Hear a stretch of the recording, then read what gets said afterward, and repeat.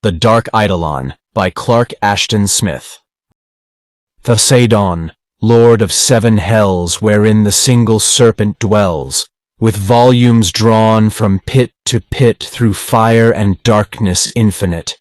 Thasaidon, son of nether skies, thine ancient evil never dies, for I thy somber fulgors flame on sunken worlds that have no name. Man's heart enthrones thee, still supreme, though the false sorcerers blaspheme. The Song of Zithra. On Zothique, the last continent on earth, the sun no longer shone with the whiteness of its prime, but was dim and tarnished as if with a vapor of blood.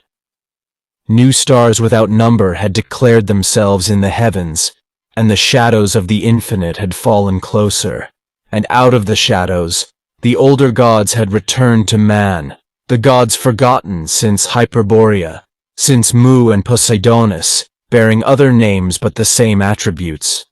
And the elder demons had also returned, battening on the fumes of evil sacrifice, and fostering again the primordial sorceries. Many were the necromancers and magicians of Zothique, and the infamy and marvel of their doings were legended everywhere in the latter days. But among them all, there was none greater than Namirrha, who imposed his black yoke on the cities of Zothique, and later, in a proud delirium, deemed himself the veritable peer of Thasaidon, lord of evil. Namirrha had built his abode in Ummaos, the chief town of Zothique, to which he came from the desert realm of Thasaidon with the dark renown of his thaumaturgies, like a cloud of desert storm behind him. And no man knew that in coming to Ummaos he returned to the city of his birth, for all deemed him a native of Thasaidon. Indeed, none could have dreamt that the great sorcerer was one with the beggar boy Narthos, an orphan of questionable parentage, who had begged his daily bread in the streets and bazaars of Ummaos. Wretchedly had he lived, alone and despised, and a hatred of the cruel, opulent city grew in his heart like a smothered flame that feeds in secret, biding the time when it shall become a conflagration consuming all things. Bitterer always, through his boyhood and early youth, was the spleen and rancor of Narthos toward men. And one day, the Prince Zotulla, a boy but little older than he, riding a restive palfrey, came upon him in the square before the imperial palace, and Narthos implored an alms. But Zotulla, scorning his plea, rode arrogantly forward, spurring the palfrey, and Narthos was ridden down and trampled under its hooves. And afterward, nigh to death from the trampling, he lay senseless for many hours, while the people passed him by unheeding.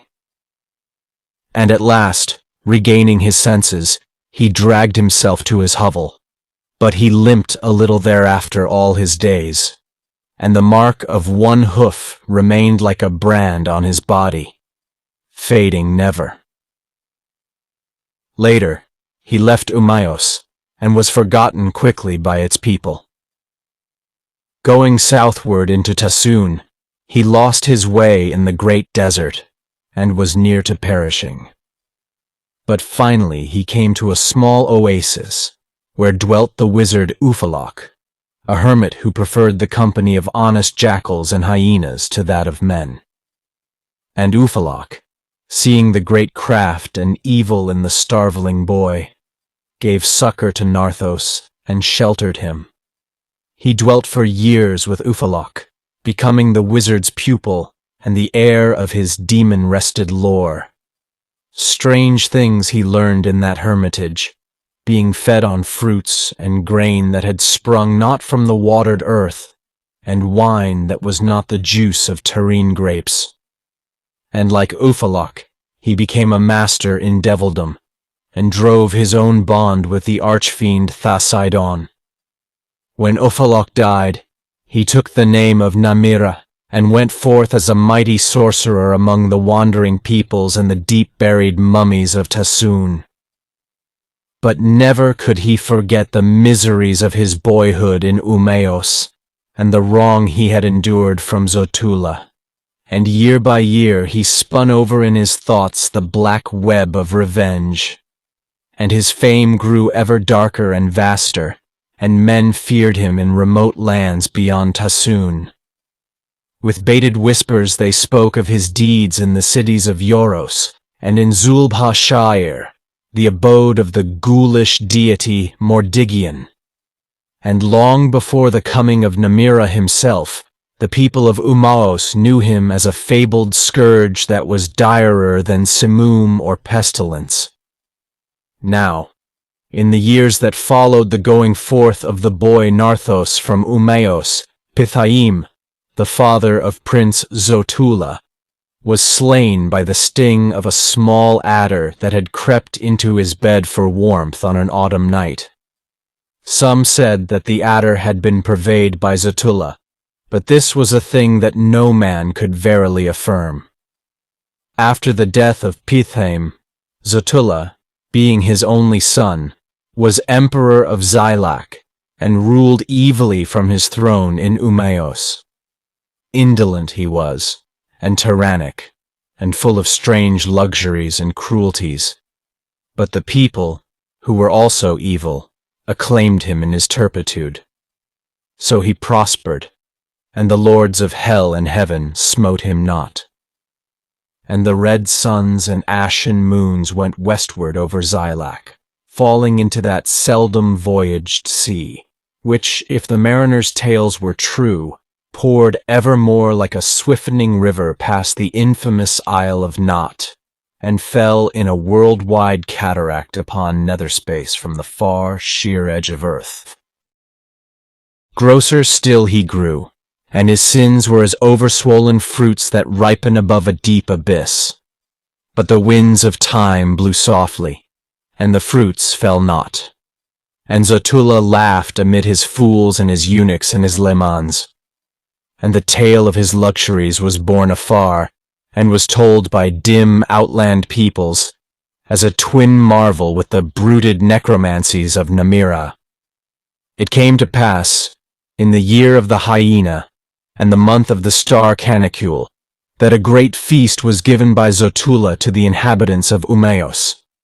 Meats that had been cooked in exotic spices from Sotar, Isle of the East, were spread everywhere, and the ardent wines of Yoros and Zilak, filled as with subterranean fires, were poured inexhaustibly from huge urns for all. The wines awoke a furious mirth and a royal madness, and afterward they brought a slumber no less profound than the lethe of the tomb. And one by one, as they drank, the revelers fell down in the streets, the houses and gardens, as if a plague had struck them. And Zotulla slept in his banquet hall of gold and ebony, with his odalisks and chamberlains about him. So, in all Ummaos there was no man or woman wakeful at the hour when Sirius began to fall toward the west. Thus it was that none saw or heard the coming of Namirrha. But awakening heavily in the latter forenoon, the Emperor Zotulla heard a confused babble, a troublous clamor of voices from such of his eunuchs and women as had awakened before him. Inquiring the cause, he was told that a strange prodigy had occurred during the night. But, being still bemused with wine and slumber, he comprehended little enough of its nature, till his favorite concubine, Obexa, led him to the eastern portico of the palace, from which he could behold the marvel with his own eyes. Now the palace stood alone at the center of Ummaos, and to the north, west, and south, for wide intervals of distance, there stretched the imperial gardens, full of superbly arching palms and loftily spiring fountains. But to eastward was a broad open area, used as a sort of common between the palace and the mansions of high optimates. And in this space, which had lain wholly vacant at eve, a building towered colossal and lordly beneath the full-risen sun, with domes like monstrous fungi of stone that had come up in the night. And the domes, rearing level with those of Zotulla, were builded of death-white marble, and the huge facade, with multi-columned porticos and deep balconies, was wrought in alternate zones of night-black onyx and porphyry hued as with dragon's blood. And Zotulla swore lewdly, calling with hoarse blasphemies on the gods and devils of Zilak. And great was his dumbfoundment, deeming the marvel a work of wizardry. The women gathered about him, crying out with shrill cries of awe and terror, and more of his courtiers awakening came to swell the hubbub, and the fat castrados dittered in their cloth of gold like immense black jellies in golden basins. But Zotulla, mindful of his dominion as emperor of all Zilak, strove to conceal his own trepidation, saying, "Now who is this that has presumed to enter Ummaos like a jackal in the dark, and has made his impious den in proximity and counterview of my palace? Go forth, and inquire the miscreant's name. But ere you go, instruct the headsman to make sharp his double-handed sword."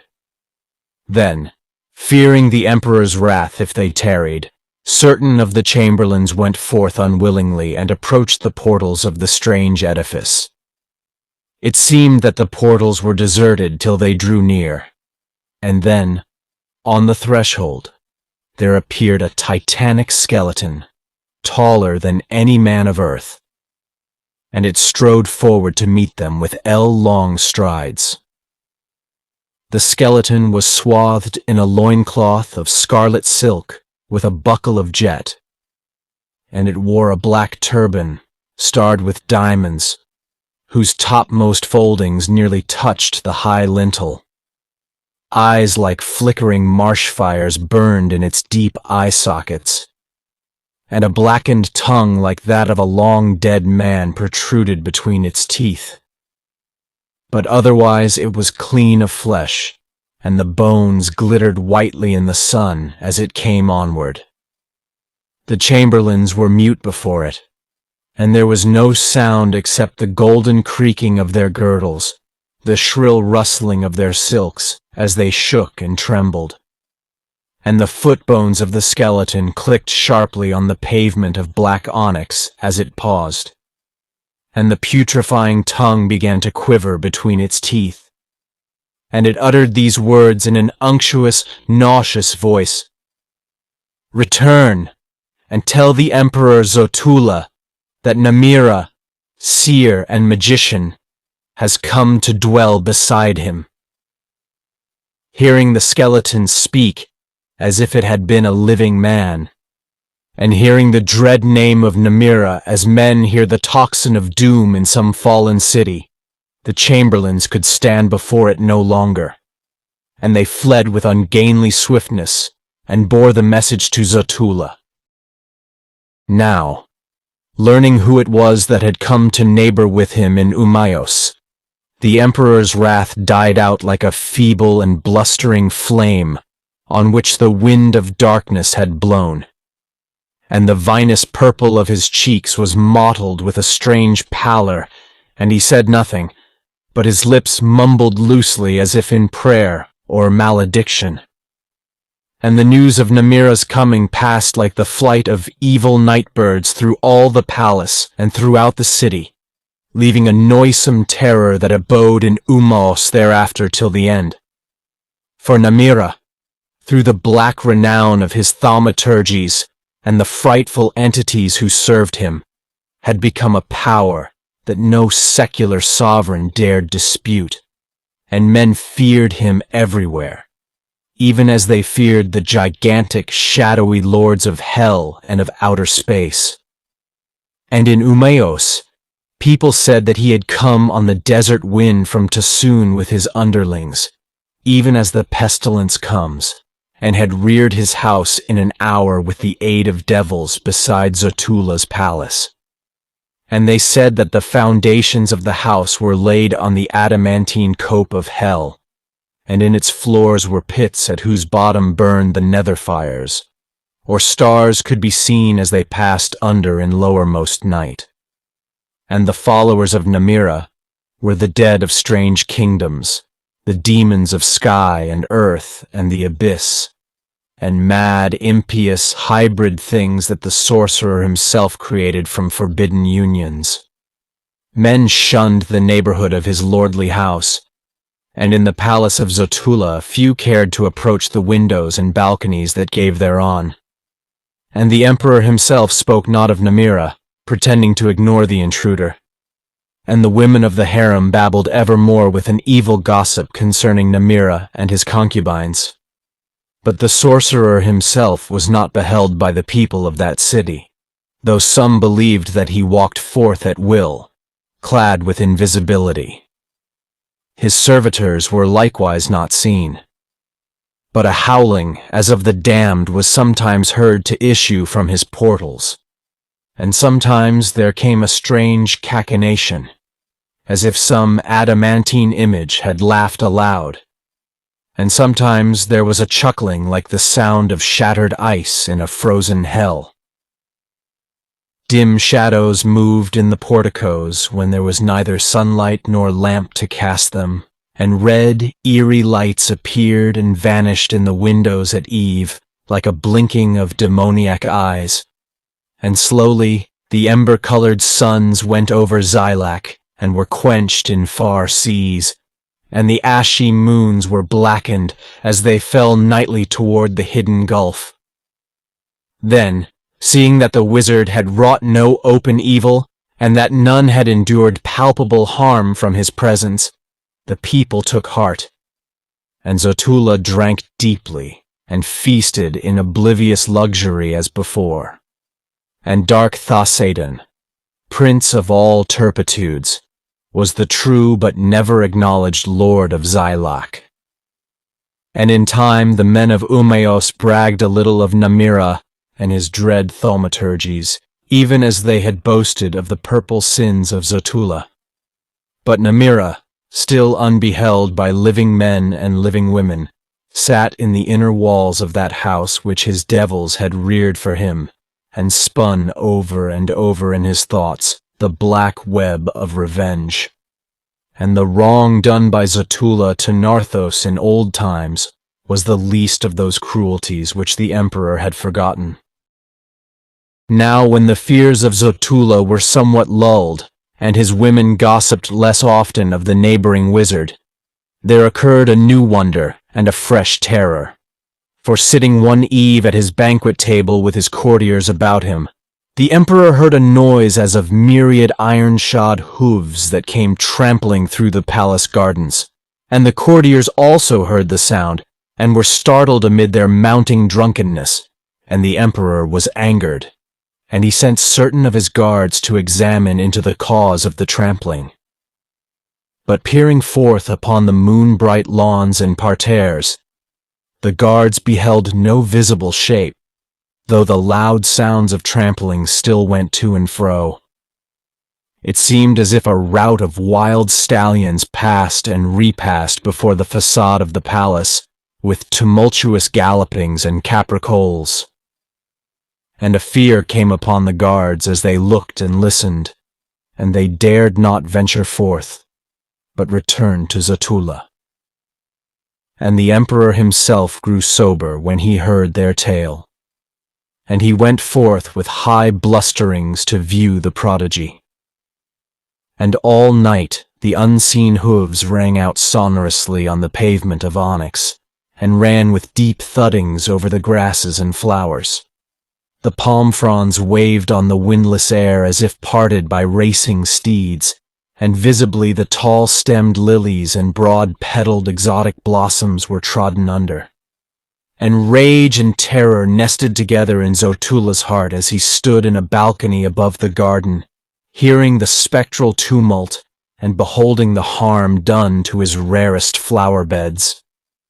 The women, the courtiers and eunuchs cowered behind him, and there was no slumber for any occupant of the palace. But toward dawn the clamor of hooves departed, going toward Namirrha's house. When the dawn was full grown above Ummaos, the emperor walked forth with his guards about him, and saw that the crushed grasses and broken down stems were blackened as if by fire where the hooves had fallen. Plainly were the marks imprinted, like the tracks of a great company of horses, in all the lawns and parterres, but they ceased at the verge of the gardens. And though everyone believed that the visitation had come from Namirrha, there was no proof of this in the grounds that fronted the sorcerer's abode, for here the turf was untrodden. "A pox upon Namirrha, if he has done this," cried Zotulla. "For what harm have I ever done him? Verily, I shall set my heel on the dog's neck, and the torture wheel shall serve him even as these horses from hell have served my blood-red lilies of Sotar, and my vein-colored irises of Nott, and my orchids from Uckastrog, which were purple as the bruises of love.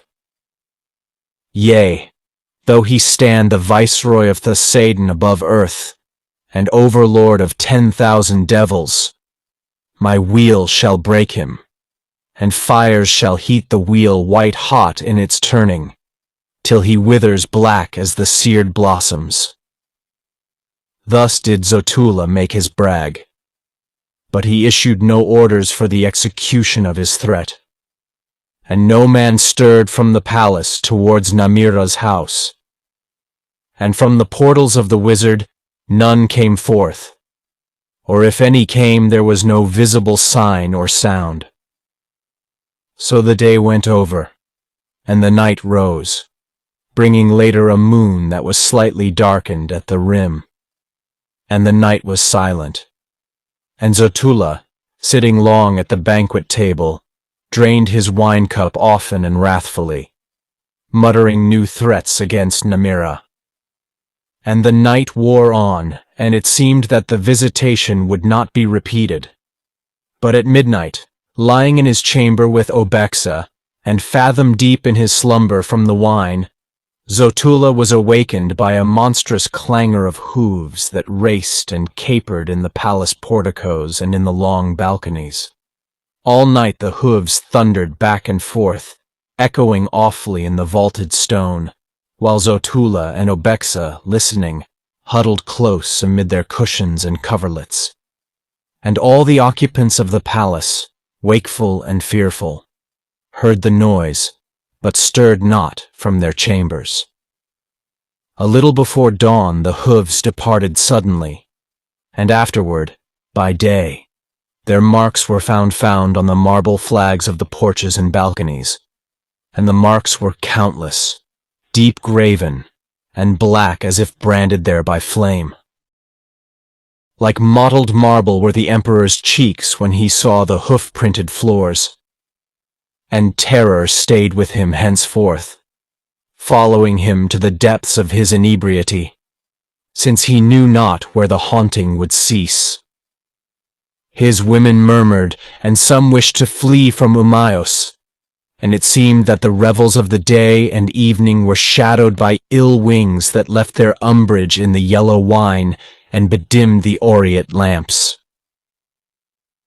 And again, toward midnight, the slumber of Zotulla was broken by the hooves, which came galloping and pacing on the palace roof and through all the corridors and the halls. Thereafter, till dawn, the hooves filled the palace with their iron clatterings, and they rung hollowly on the topmost domes, as if the coursers of gods had trodden there, passing from heaven to heaven in tumultuous cavalcade.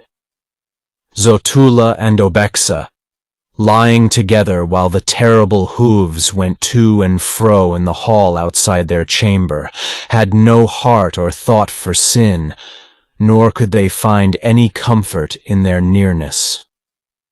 In the gray hour before dawn they heard a great thundering high on the barred brazen door of the room, as if some mighty stallion rearing had drummed there with his forefeet. And soon after this the hooves went away, leaving a silence like an interlude in some gathering storm of doom. Later, the marks of the hooves were found everywhere in the halls, marring the bright mosaics. Black holes were burnt in the golden threaded rugs and the rugs of silver and scarlet, and the high white domes were pitted poxwise with the marks. And far up on the brazen door of Zotulla's chamber, the prints of a horse's forefeet were incised deeply. Now, in Ummaos, and throughout Zilak, the tale of this haunting became known, and the thing was deemed an ominous prodigy, though people differed in their interpretations. Some held that the sending came from Namirrha, and was meant as a token of his supremacy above all kings and emperors, and some thought that it came from a new wizard who had risen in Tanarath, far to the east, and who wished to supplant Namirrha.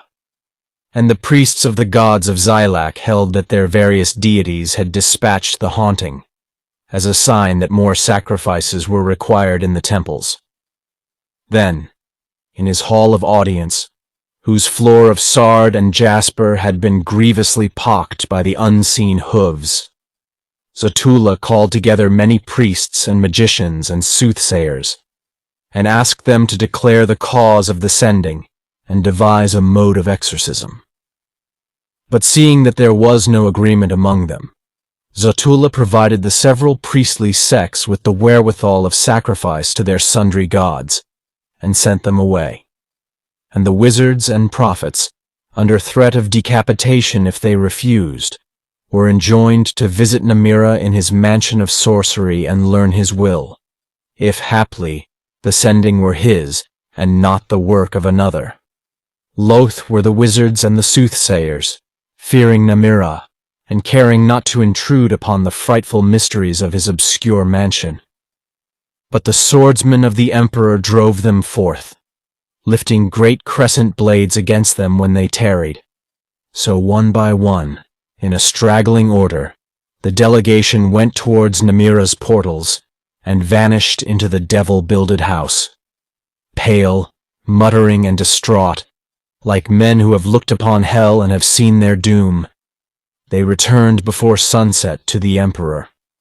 And they said that Namirrha had received them courteously, and had sent them back with this message: "Be it known to Zotulla that the haunting is a sign of that which he has long forgotten, and the reason of the haunting will be revealed to him at the hour prepared and set apart by destiny. And the hour draws near. For Namirrha bids the emperor and all his court to a great feast on the afternoon of the morrow." Having delivered this message, to the wonder and consternation of Zotulla, the delegation begged his leave to depart. And though the emperor questioned them minutely, they seemed unwilling to relate the circumstances of the visit to Namirrha. Nor would they describe the sorcerer's fabled house, except in a vague manner, each contradicting the other as to what he had seen. So, after a little, Zotulla bade them go, and when they had gone he sat musing for a long while on the invitation of Namirrha, which was a thing he cared not to accept, but feared to decline. That evening he drank even more liberally than was his wont, and he slept a Lethean slumber, nor was there any noise of trampling hooves about the palace to awaken him. And silently during the night the prophets and magicians passed like furtive shadows from Ummaos, and no man saw them depart, and at morning they were gone from Zilak into other lands, never to return. Now, on that same evening, in the great hall of his house, Namirrha sat alone, having dismissed the familiars who attended him ordinarily. Before him, on an altar of jet, was the dark, gigantic statue of Thasaidon, which a devil-begotten sculptor had wrought in ancient days for an evil king of Tassoon, called Farnok. The archdemon was depicted in the guise of a full-armored warrior, lifting a spiky mace as if in heroic battle.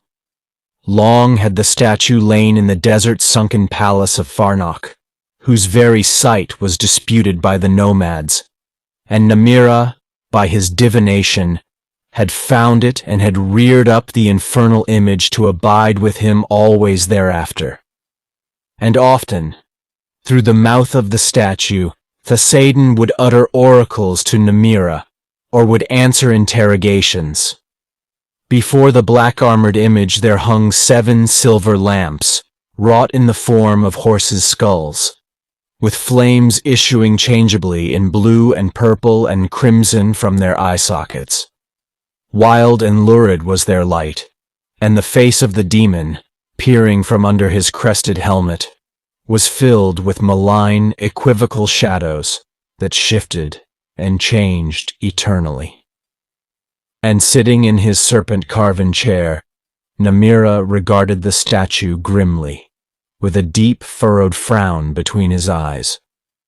For he had asked a certain thing of Thasaidon, and the fiend, replying through the statue, had refused him, and rebellion was in the heart of Namirrha, grown mad with pride, and deeming himself the lord of all sorcerers, and a ruler by his own right among the princes of devildom. So, after long pondering, he repeated his request in a bold and haughty voice, like one who addresses an equal rather than the all-formidable suzerain, to whom he had sworn a fatal fealty.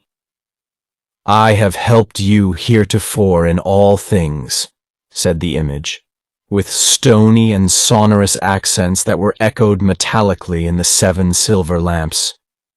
"Yea, the undying worms of fire and darkness have come forth like an army at your summons, and the wings of nether genii have risen to occlude the sun when you called them.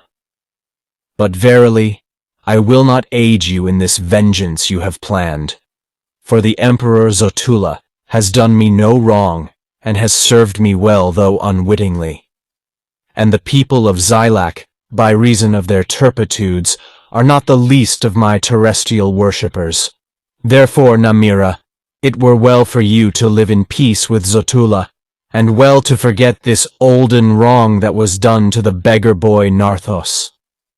For the ways of destiny are strange, and the workings of its laws sometimes hidden, and truly, if the hooves of Zotulla's palfrey had not spurned you and trodden you under, your life had been otherwise, and the name and renown of Namirrha had still slept in oblivion as a dream undreamed. Yea, you would tarry still as a beggar in Ummaos, content with a beggar's guerdon, and would never have fared forth to become the pupil of the wise and learned Ufalok. And I, Thasaidon, would have lost the lordliest of all necromancers who have accepted my service and my bond. Think well, Namirrha, and ponder these matters. For both of us, it would seem, are indebted to Zotulla in all gratitude for the trampling he gave you. Yea, there is a debt, Namirrha growled implacably, and truly, I will pay the debt tomorrow, even as I have planned. There are those who will aid me, those who will answer my summoning in your despite. It is an ill thing to affront me, said the image after an interval. And also, it is not wise to call upon those that you designate. However, I perceive clearly that such is your intent. You are proud and stubborn and revengeful. Do then as you will, but blame me not for the outcome.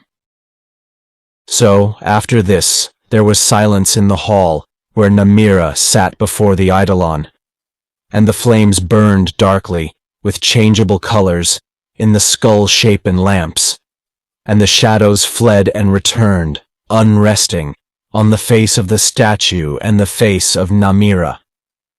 Then, toward midnight, the necromancer arose and went upward by many spiral stairs to a high dome of his house, in which there was a single small round window that looked forth on the constellations.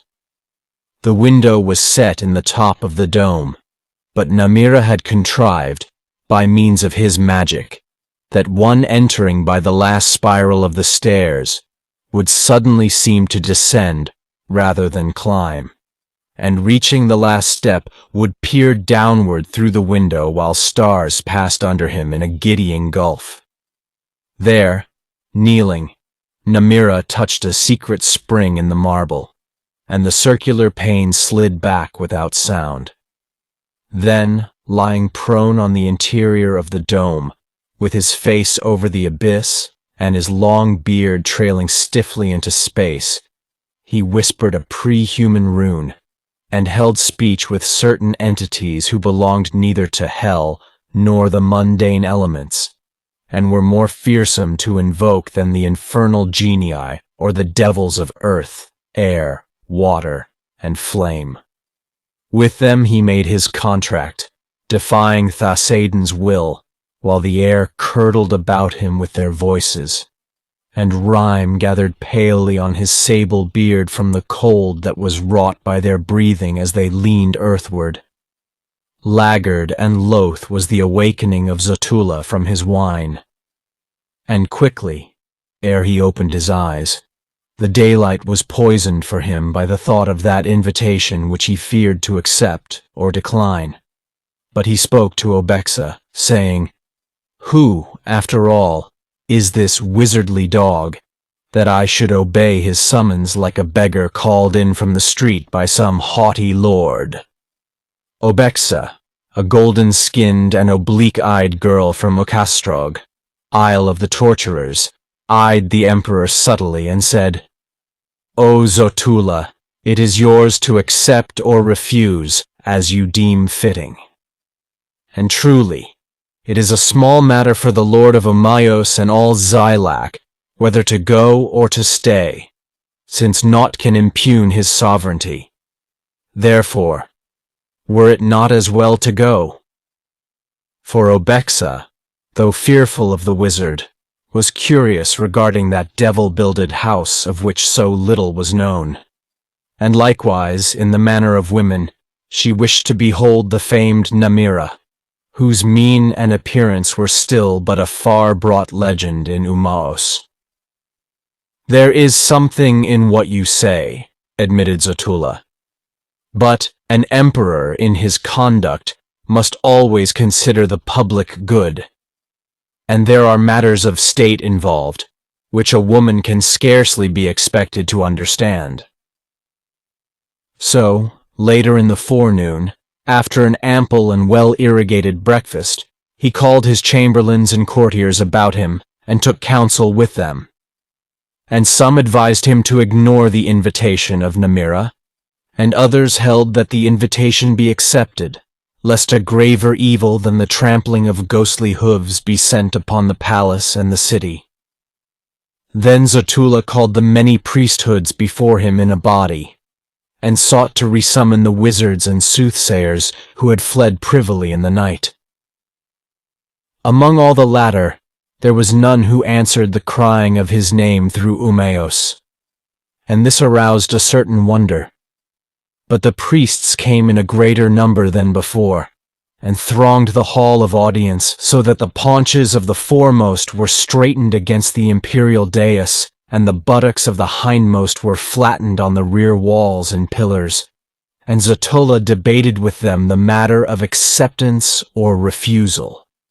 And the priests argued as before that Namirrha was nowherewise concerned with the sending, and his invitation, they said, portended no harm nor bale to the emperor, and it was plain, from the terms of the message, that an oracle would be imparted to Zotulla by the wizard, and this oracle, if Namirrha were a true archimage, would confirm their own holy wisdom and re-establish the divine source of the sending, and the gods of Zilak would again be glorified. Then, having heard the pronouncement of the priests, the emperor instructed his treasurers to load them down with new offerings, and calling unctuously upon Zotulla and all his household the vicarious blessings of the several gods, the priests departed. And the day wore on, and the sun passed its meridian, falling slowly beyond Ummaos through the spaces of the afternoon that were floored with sea-ending deserts. And still Zotulla was irresolute, and he called his wine-bearers, bidding them pour for him the strongest and most magistral of their vintages. But in the wine he found neither certitude nor decision. Sitting still on his throne in the hall of audience, he heard, toward middle afternoon, a mighty and clamorous outcry that arose at the palace portals. There were deep wailings of men and the shrillings of eunuchs and women, as if terror passed from tongue to tongue, invading the halls and apartments. And the fearful clamor spread throughout all the palace, and Zotulla, rousing from the lethargy of wine, was about to send his attendants to inquire the cause. Then, into the hall, there filed an array of tall mummies, clad in royal cerements of purple and scarlet, and wearing gold crowns on their withered craniums.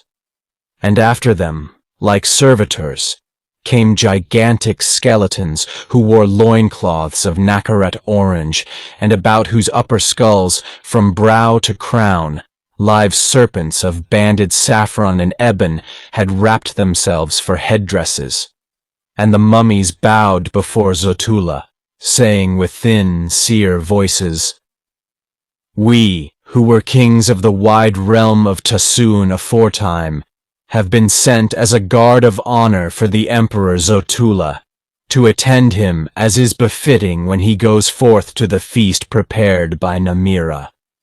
Then with dry clickings of their teeth, and whistlings as of air through screens of fretted ivory, the skeletons spoke.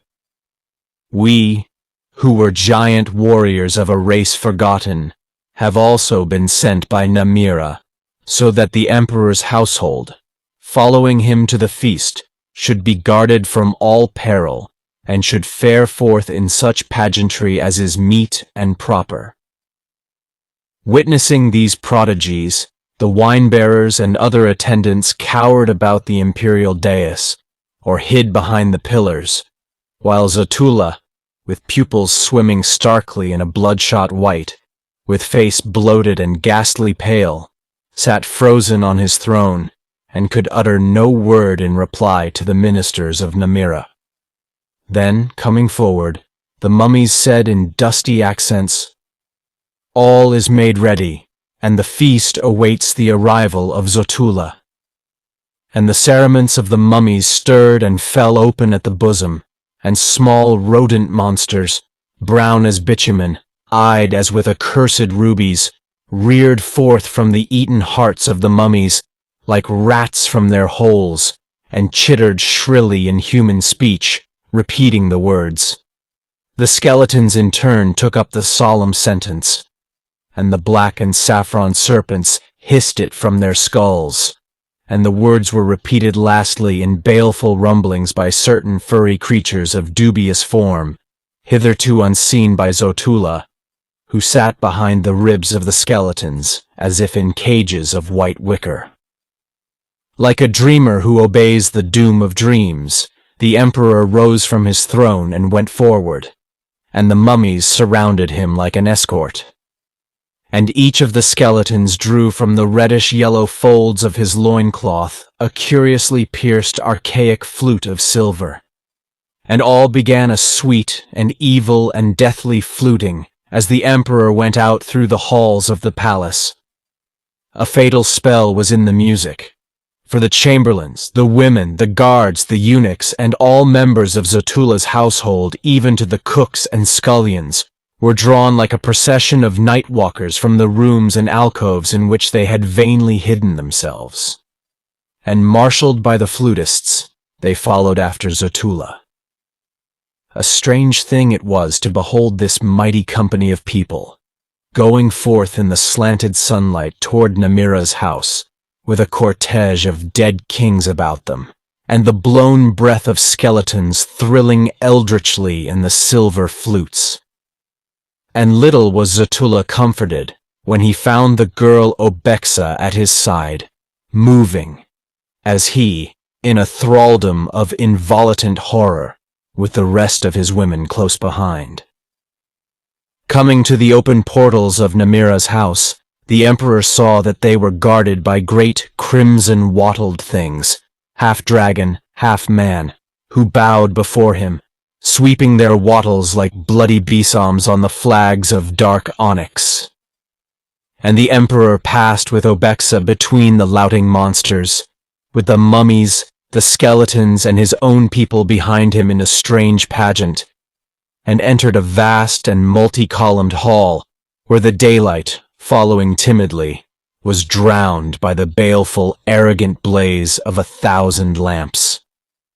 Even amid his horror, Zotulla marveled at the vastness of the chamber, which he could hardly reconcile with the mansion's outer length and height and breadth, though these indeed were of most palatial amplitude. For it seemed that he gazed down great avenues of topless pillars, and vistas of tables laden with piled-up viands and thronged urns of wine, that stretched away before him into luminous distance and gloom as of starless night.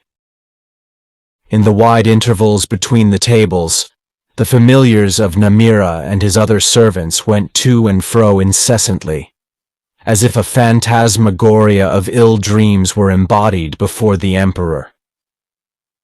Kingly cadavers in robes of time-rotted brocade, with worms seething in their eye-pits, poured a blood-like wine into cups of the opalescent horn of unicorns. Lamius, trident-tailed and four-breasted chimeras, came in with fuming platters lifted high by their brazen claws.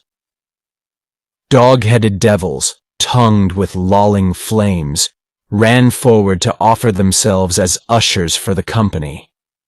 And before Zotulla and Obexa, there appeared a curious being with the full-fleshed lower limbs and hips of a great black woman and the clean-picked bones of some titanic ape from there upward. Verily, it seemed to Zotulla that they had gone a long way into some malignly litten cavern of hell, when they came to that perspective of tables and columns down which the monster had led them. Here at the room's end, apart from the rest, was a table at which Namirrha sat alone, with the flames of the 7 horse-skull lamps burning restlessly behind him, and the mailed black image of Thasaidon towering from the altar of jet at his right hand. And a little aside from the altar, a diamond mirror was upborne by the claws of iron basilisks. Namirrha rose to greet them, observing a solemn and funereal courtesy. His eyes were bleak and cold as distant stars in the hollows wrought by strange, fearful vigils. His lips were like a pale red seal on a shut parchment of doom. His beard flowed stiffly in black-anointed, banded locks across the bosom of his vermilion robe, like a mass of straight black serpents. Zotulla felt the blood pause and thicken about his heart, as if congealing into ice, and Obexa, peering beneath lowered lids, was abashed and frightened by the visible horror that invested this man and hung upon him even as royalty upon a king. But amid her fear, she found room to wonder what manner of man he was in his intercourse with women. "I bid you welcome, O Zotulla, to such hospitality as is mine to offer," said Namirrha, with the iron ringing of some hidden funereal bell deep down in his hollow voice. "Prithee, be seated at my table." Zotulla saw that a chair of ebony had been placed for him opposite Namirrha, and another chair, less stately and imperial, had been placed at the left hand for Obexa. And the twain seated themselves, and Zotulla saw that his people were sitting likewise at other tables throughout the huge hall, with the frightful servants of Namirrha waiting upon them busily, like devils attending the damned. Then Zotulla perceived that a dark and corpse-like hand was pouring wine for him in a crystal cup, and upon the hand was the signet ring of the emperors of Zilak, set with a monstrous fire opal in the mouth of a golden bat, even such a ring as Zotulla wore perpetually on his index finger. And turning, he beheld at his right hand a figure that bore the likeness of his father, Pithheim, after the poison of the adder, spreading through his limbs, had left behind it the purple bloating of death. And Zotulla, who had caused the adder to be placed in the bed of Pithheim, cowered in his seat and trembled with a guilty fear. And the thing that wore the similitude of Pithheim, whether corpse or an image wrought by Namirrha's enchantment, came and went at Zotulla's elbow, waiting upon him with stark, black, swollen fingers that never fumbled. Horribly he was aware of its bulging, unregarding eyes, and its livid purple mouth that was locked in a rigor of mortal silence, and the spotted adder that peered at intervals with chill orbs from its heavy folded sleeve as it leaned beside him to replenish his cup or to serve him with meat.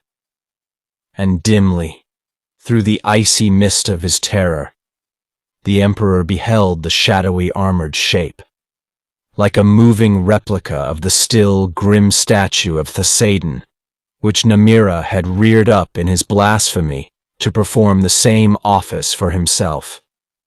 And vaguely, without comprehension, he saw the dreadful ministrant that hovered beside Obexa, a flayed and eyeless corpse in the image of her first lover, a boy from Sintram who had been cast ashore in shipwreck on the Isle of the Torturers. There Obexa had found him, lying behind the ebbing wave, and reviving the boy. She had hidden him a while in a secret cave for her own pleasure, and had brought him food and drink.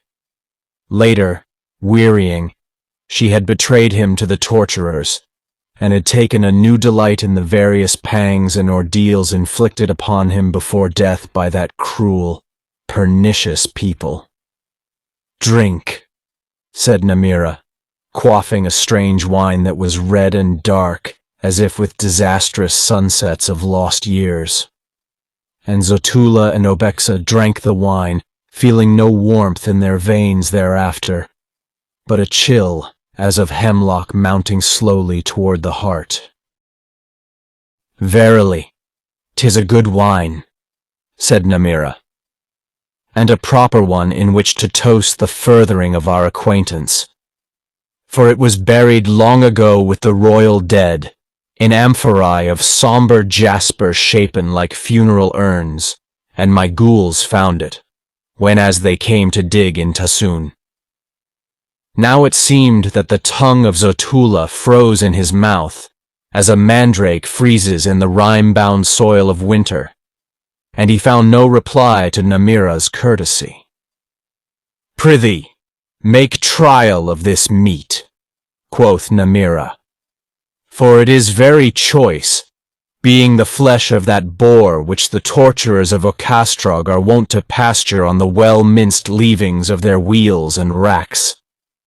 And moreover my cooks have spiced it with the powerful balsams of the tomb, and have farced it with the hearts of adders and the tongues of black cobras."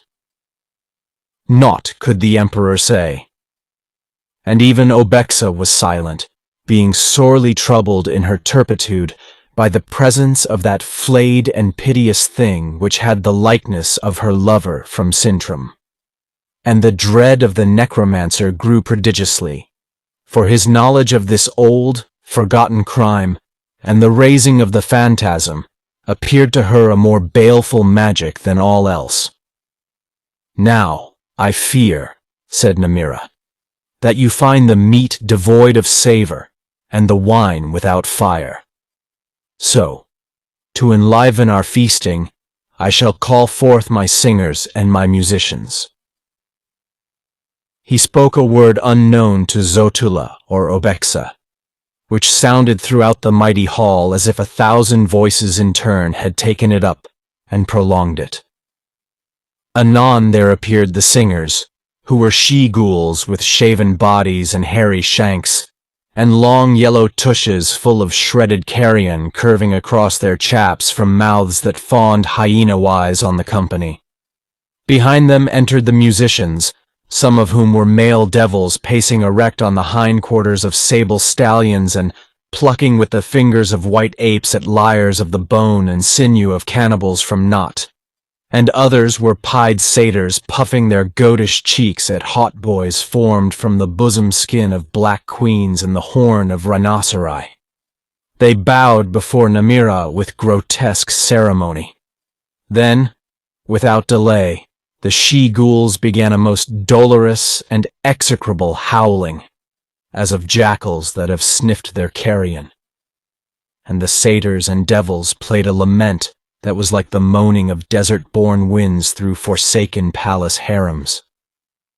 And Zotulla shivered, for the singing filled his marrow with ice, and the music left in his heart a desolation as of empires fallen and trod under by the iron-shod hooves of time.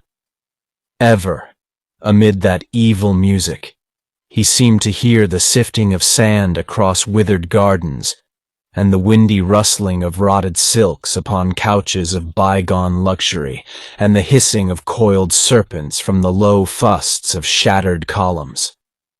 And the glory that had been Ummaos seemed to pass away like the blown pillars of the Simoom. "Now that was a brave tune," said Namirrha, when the music ceased and the she-ghouls no longer howled. "But verily, I fear that you find my entertainment somewhat dull. Therefore, my dancers shall dance for you." He turned toward the great hall, and described in the air an enigmatic sign with the fingers of his right hand. In answer to the sign, a hueless mist came down from the high roof and hid the room like a fallen curtain for a brief interim. There was a babble of sounds, confused and muffled, beyond the curtain, and a crying of voices faint, as if with distance. Then, dreadfully, the vapor rolled away, and Zotulla saw that the leaden tables had gone. In the wide interspaces of the columns, his palace inmates, the chamberlains, the eunuchs, the courtiers and odalisques and all the others, lay trussed with thongs on the floor, like so many fowls of glorious plumage. Above them, in time to a music made by the lyrists and flutists of the necromancer, a troop of skeletons pirouetted with light clickings of their toe bones, and a rout of mummies bowed stiffly, and others of Namirrha's creatures moved with mysterious caperings. To and fro they leapt on the bodies of the emperor's people, in the paces of an evil saraband. At every step they grew taller and heavier, till the saltant mummies were as the mummies of Anakim, and the skeletons were boned as colossi. And louder the music rose, drowning the faint cries of Zotulla's people.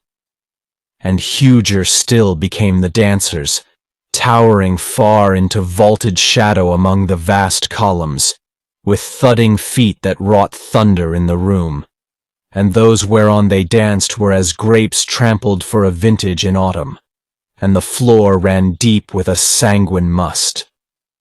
As a man drowning in a noisome, night-bound fen, the emperor heard the voice of Namirrha. "It would seem that my dancers please you not. So now I shall present you a most royal spectacle. Arise and follow me, for the spectacle is one that requires an empire for its stage." Zotulla and Obexa rose from their chairs in the fashion of nightwalkers, giving no backward glance at their ministering phantoms, or the hall where the dancers bounded. They followed Namirrha to an alcove beyond the altar of Thasaidon. Thence, by the upward coiling stairways, they came at length to a broad, high balcony that faced Zotulla's palace and looked forth above the city roofs toward the bourne of sunset. It seemed that several hours had gone by in that hellish feasting and entertainment, for the day was near to its close, and the sun, which had fallen from sight behind the imperial palace, was barring the vast heavens with bloody rays. "Behold," said Namirrha, adding a strange vocable to which the stone of the edifice resounded like a beaten gong. The balcony pitched a little, and Zotulla, looking over the balustrade, beheld the roofs of Ummaos lessen and sink beneath him. It seemed that the balcony flew skyward to a prodigious height, and he peered down across the domes of his own palace, upon the houses, the tilled fields and the desert beyond. And the huge sun brought low on the desert's verge, and Zotulla grew giddy, and the chill airs of the upper heavens blew upon him. But Namirrha spoke another word, and the balcony ceased to ascend. "Look well," said the necromancer, "on the empire that was yours, but shall be yours no longer." Then, with arms outstretched toward the sunset, he called aloud the 12 names that were perdition to utter, and after them the tremendous invocation, Gna padambis devompra thungis furidor avaragamon. Instantly it seemed that great ebon clouds of thunder beetled against the sun. Lining the horizon, the clouds took the form of colossal monsters with heads and members somewhat resembling those of stallions. Rearing terribly, they trod down the sun like an extinguished ember, and racing as if in some hippodrome of titans, they rose higher and vaster, coming towards Ummaos.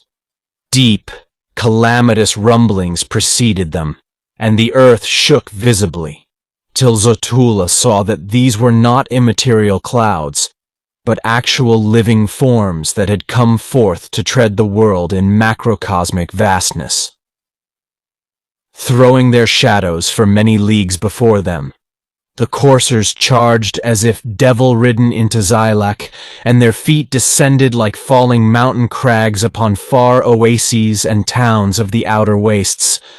Like a many-turreted storm they came, and it seemed that the world shrank gulfward, tilting beneath the weight. Still as a man enchanted into marble, Zotulla stood and beheld the ruining that was wrought on his empire. And closer drew the gigantic stallions, racing with inconceivable speed, and louder was the thundering of their footfalls, that now began to blot the green fields and fruited orchards lying for many miles to the west of Ummaos. And the shadow of the stallions climbed like an evil gloom of eclipse, till it covered Ummaos. And looking up, the emperor saw their eyes halfway between earth and zenith, like baleful suns that glare down from soaring cumuli. Then, in the thickening gloom, above that insupportable thunder, he heard the voice of Namirrha, crying in mad triumph, "Know, Zotulla, that I have called up the coursers of Thamogorgos, lord of the abyss, and the coursers will tread your empire down, even as your palfrey trod and trampled in former time a beggar boy named Narthos. And learn also that I, Namirrha, was that boy." And the eyes of Namirrha, filled with a vain glory of madness and bale, burned like malign, disastrous stars at the hour of their culmination. To Zotulla, wholly mazed with the horror and tumult, the necromancer's words were no more than shrill, shrieked overtones of the tempest of doom, and he understood them not. Tremendously, with a rending of staunch-built roofs, and an instant cleavage and crumbling down of mighty masonries, the hooves descended upon Ummaos. Fair temple domes were pashed like shells of the Haliotis, and haughty mansions were broken and stamped into the ground even as gourds. and house by house the city was trampled flat with a crashing as of worlds beaten into chaos. Far below, in the darkened streets, men and camels fled like scurrying emmets but could not escape. And implacably the hooves rose and fell, till ruin was upon half the city, and night was over all. The palace of Zotulla was trodden under, and now the forelegs of the coursers loomed level with Namirrha's balcony, and their heads towered awfully above. It seemed that they would rear and trample down the necromancer's house, but at that moment they parted to left and right, and a dolorous glimmering came from the low sunset, and the coursers went on, treading under them that portion of Ummaos which lay to the eastward. And Zotulla and Obexa and Namirrha looked down on the city's fragments as on a shard-strewn midden, and heard the cataclysmic clamor of the hooves departing toward eastern Zylak. "Now that was a goodly spectacle," quoth Namirrha. Then, turning to the emperor, he added malignly, "Think not that I have done with thee, however, or that doom is yet consummate." It seemed that the balcony had fallen to its former elevation, which was still a lofty vantage above the sharded ruins. And Namirrha plucked the emperor by the arm and led him from the balcony to an inner chamber, while Obexa followed mutely. The emperor's heart was crushed within him by the trampling of such calamities, and despair weighed upon him like a foul incubus on the shoulders of a man lost in some land of accursed night. And he knew not that he had been parted from Obexa on the threshold of the chamber, and that certain of Namirrha's creatures, appearing like shadows, had compelled the girl to go downward with them by the stairs, and had stifled her outcries with their rotten cerements as they went. The chamber was one that Namirrha used for his most unhallowed rites and alchemies. The rays of the lamps that illumined it were saffron red like the spilt ichor of devils, and they flowed on aludels and crucibles and black atheners and alembics, whereof the purpose was hardly to be named by mortal man. The sorcerer heated in one of the alembics a dark liquid full of star-cold lights, while Zotulla looked on unheeding. And when the liquid bubbled and sent forth a spiral vapor, Namirrha distilled it into goblets of gold-rimmed iron, and gave one of the goblets to Zotulla, and retained the other himself.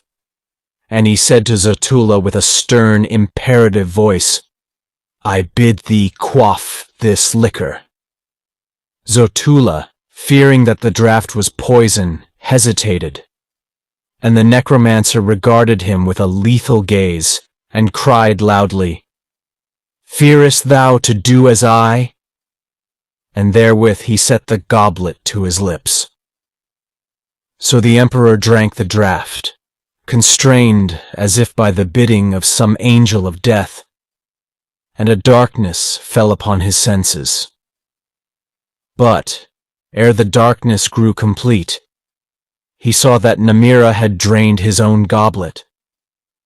Then, with unspeakable agonies, it seemed that the emperor died, and his soul float free. And again he saw the chamber, though with bodiless eyes.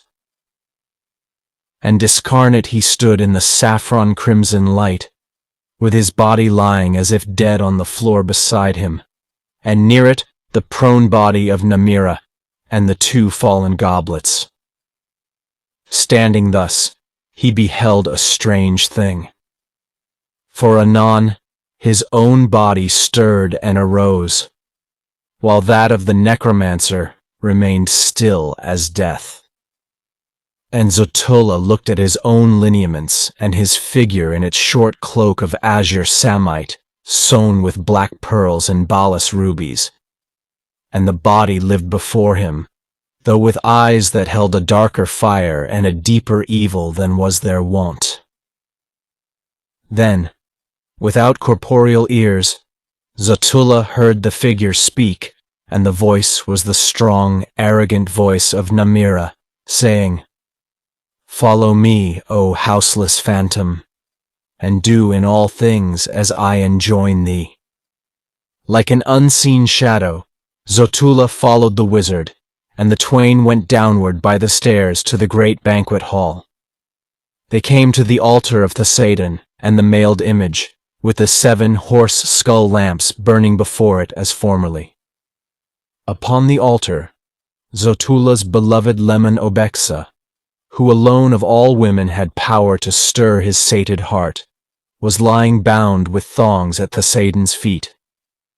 But the hall beyond was deserted, and nothing remained of that saturnalia of doom except the fruit of the treading, which had flowed together in dark pools among the columns.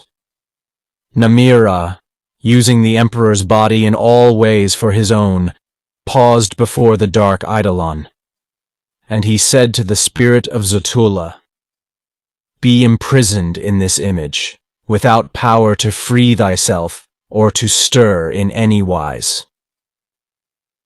Being wholly obedient to the will of the necromancer, the soul of Zotulla was embodied in the statue, and he felt its cold, gigantic armor about him like a straight sarcophagus, and he peered forth immovably from the bleak eyes that were overhung by its carven helmet. Gazing thus, he beheld the change that had come on his own body through the sorcerous possession of Namirrha. For below the short azure cloak, the legs had turned suddenly to the hind legs of a black stallion, with hooves that glowed redly as if heated by infernal fires. And even as Zotulla watched this prodigy, the hooves glowed white and incandescent, and fumes mounted from the floor beneath them. Then, on the black altar, the hybrid abomination came pacing haughtily toward Obexa, and smoking footprints appeared behind it as it came. Pausing beside the girl, who lay supine and helpless regarding it with eyes that were pools of frozen horror, it raised one glowing hoof and set the hoof on her naked bosom between the small breast cups of golden filigree begemmed with rubies. And the girl screamed beneath that atrocious treading, as the soul of one newly damned might scream in hell, and the hoof glared with intolerable brilliance, as if freshly plucked from a furnace wherein the weapons of demons were forged. At that moment, in the cowed and crushed and sodden shade of the Emperor Zotulla, close locked within the adamantine image, there awoke the manhood that had slumbered unaroused before the ruining of his empire and the trampling of his retinue. Immediately, a great abhorrence and a high wrath were alive in his soul, and mightily he longed for his own right arm to serve him, and a sword in his right hand. Then it seemed that a voice spoke within him, chill and bleak and awful, and as if uttered inwardly by the statue itself. And the voice said, "I am Thasaidon, lord of the 7 hells beneath the earth, and the hells of man's heart above the earth, which are 7 times 7. For the moment, O Zotulla, my power is become thine for the sake of a mutual vengeance. Be one in all ways with the statue that has my likeness, even as the soul is one with the flesh. Behold, there is a mace of adamant in thy right hand. Lift up the mace and smite." Zotulla was aware of a great power within him, and giant thews about him that thrilled with the power and responded agilely to his will. He felt in his mailed right hand the haft of the huge spiky-headed mace, and though the mace was beyond the lifting of any man in mortal flesh, it seemed no more than a goodly weight to Zotulla. Then, rearing he mace like a warrior in battle, he struck down with one crashing blow the impious thing that wore his own rightful flesh united with the legs and hooves of a demon courser.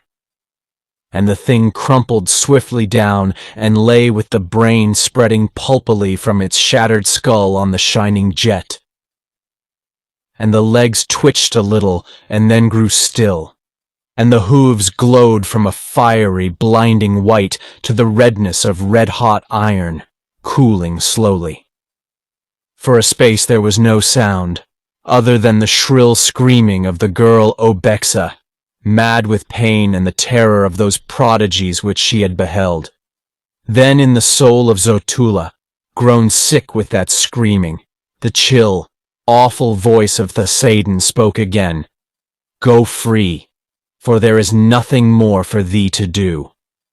So the spirit of Zotulla passed from the image of Thasaidon, and found in the wide air the freedom of nothingness and oblivion. But the end was not yet for Namirrha, whose mad, arrogant soul had been loosened from Zotulla's body by the blow, and had returned darkly, not in the manner planned by the magician, to its own body lying in the room of accursed rites and forbidden transmigrations. There Namirrha woke anon, with a dire confusion in his mind, and a partial forgetfulness. For the curse of Thasaidon was upon him now because of his blasphemies. Nothing was clear in his thought except a malign, exorbitant longing for revenge. But the reason thereof, and the object, were as doubtful shadows.